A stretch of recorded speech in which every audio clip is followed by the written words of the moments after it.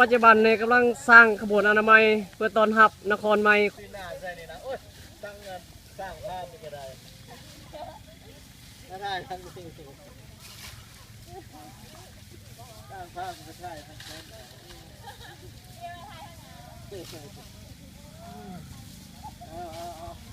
ปล่อยไป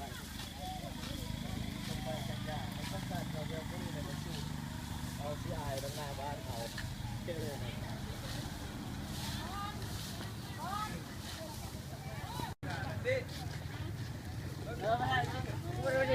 ประจำวัน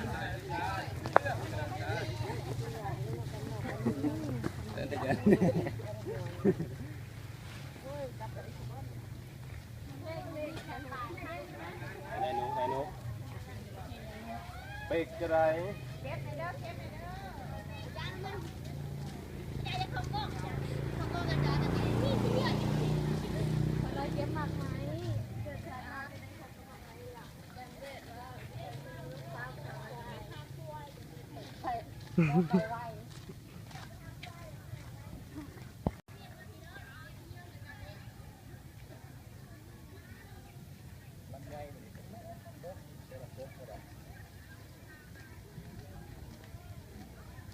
บทคนหลายแม่พูดเดียวเลย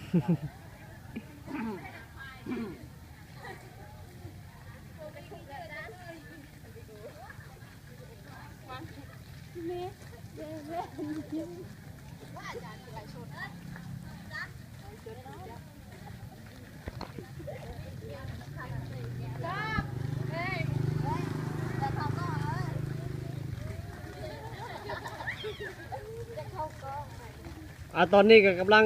แหกขบวนกันสร้างอนามัยเนาะเพื่อต้อนรับนคร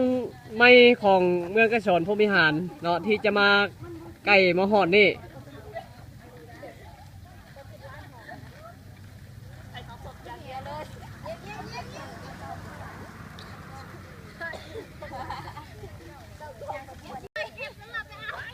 โผล่มาอย่างนะดูไปไหม